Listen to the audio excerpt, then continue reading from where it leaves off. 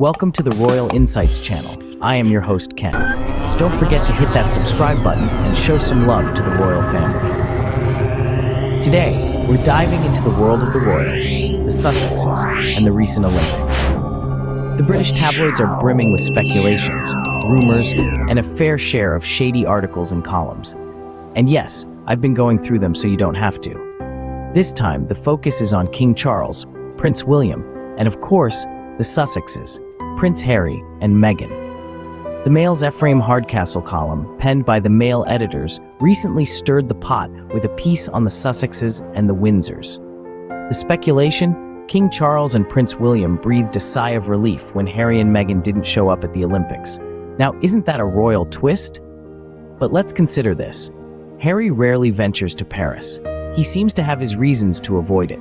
So, could attending the Paris Olympics have been an option for Harry and Meghan? As much as we would have loved to see them cheering for the Americans, it seems like it was never on their radar. But this isn't just about the Sussexes missing the Olympics. It's also about the Windsors and their surprising silence. No supportive statements for the British Olympians, no pre-Olympic reception, no presence at the Olympics. It's quite perplexing, isn't it? So, what do we make of all this? Well, it seems like the Olympic spirit didn't quite catch on with the royal family this year. As for the Sussexes, attending the Paris Olympics was probably never part of their plan. It seems like attending the Paris Olympics was never on Harry and Meghan's radar. But as always, we'll keep our eyes and ears open for any new royal insights. Until then, this is your host Ken, signing off. There's a reason why Harry rarely travels to Paris. This statement has been repeated in various iterations, but what could be the underlying reasons? Well, let's dive into it. First off, it's no secret that Paris holds a bitter memory for Harry. It was the city where his mother, Princess Diana, tragically lost her life in 1997. Harry was just 12 years old at the time, and the loss has undoubtedly left an indelible mark on him. Secondly, Harry has always been a bit of a rebel, deviating from the traditional royal path. He and Meghan have made a conscious decision to step back from their royal duties and lead a more private life. It could be that avoiding such high-profile events like the Olympics is part of this new direction they've chosen. Thirdly, Harry and Meghan have a young family to consider. With two small children, Archie and Lilibet, they may not want to subject them to the intensive media scrutiny that comes with such events. It's clear they value their privacy and want to protect their children from the intrusive media attention. Lastly, it's worth noting that Harry and Meghan have been very vocal about their struggles with the British press. They've spoken about the intense pressure, the constant scrutiny, and the toll it has taken on their mental health. Avoiding events like the Olympics, where they'd undoubtedly be under the media spotlight, could be a way of preserving their sanity. However, it's important to note that these are all speculative reasons. We can't truly know what goes on behind the closed doors of the Sussexes' home or what factors influenced their decision not to attend the Olympics. But one thing is certain, their absence has been noted, and it stirred up quite a bit of conversation. Regardless of the reasons, Harry and Meghan's decision not to attend the Olympics has certainly caused a stir. But it's not just about the Sussexes. There's another side to the story. Indeed, a puzzling silence has been echoing from the royal household. The Duke and Duchess of Cambridge, Prince William and Kate Middleton, along with King Charles and Camilla, the Duchess of Cornwall, have been notably quiet. Their silence resonates especially in light of several recent significant events that have shaken up the world and the UK. It's not just about their lack of public statements on societal issues, such as the alarming increase in hate crimes or the violent white nationalist riots that have recently erupted. It's also about their conspicuous absence from events that celebrate the British spirit. One such event is the Olympics, a global stage where athletes from every corner of the world compete, embodying the spirit of unity, resilience, and excellence. It's a place where national pride is at its peak, where every medal won is a victory for the nation. But where were the royals when Britain's athletes were sweating it out in the Olympic arenas? Where were their words of encouragement, their applause, their expressions of pride? It's baffling to imagine that the royals, who are expected to be the nation's biggest cheerleaders, were absent from this grand spectacle of sportsmanship and national pride. Even more surprising is their lack of support for British Olympians.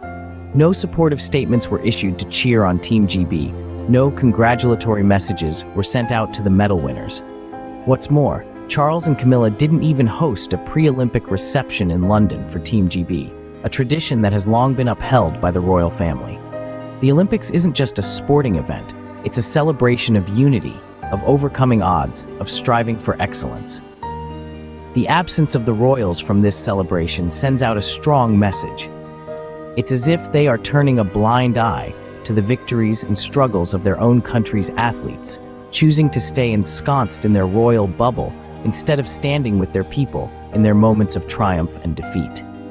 It's not that the royals are expected to attend every event or make a statement on every issue, but their silence and absence, especially in the face of such significant events, raises questions. Questions about their role, their responsibilities, and their connection with the people they represent.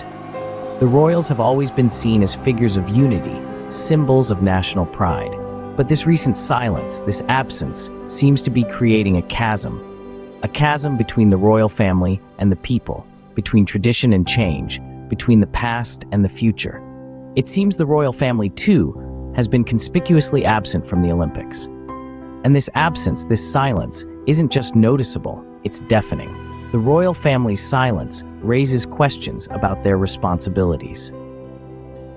Being part of the royal family is not just about coronets and carriages, it's also about the obligations that come with the title. The royal family is expected to be a symbol of unity and support, a beacon of hope in times of crisis, and a cheerleader in times of celebration. And as we delve into these expectations, the conspicuous silence of the family during significant events, such as the Olympics, becomes all the more glaring. The Olympics, after all, is not just a gathering of athletes, it's a global celebration of sportsmanship, unity, and the human spirit. It's a time when countries put aside their differences and come together to cheer on their athletes. And who better to lead the cheering squad for Britain than its royal family? Yet the recent Olympics passed without a peep from the royal family. No words of encouragement, no congratulatory messages, not even a nod of recognition towards the athletes who represented the nation. And although the family might argue that they did not want to overshadow the event, their silence spoke volumes. This absence is not just about the Olympics, it's a reflection of a concerning trend.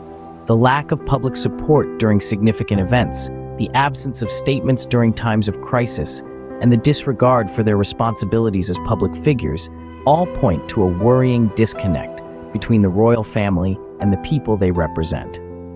In a world that is increasingly interconnected, the royal family's silence does not go unnoticed.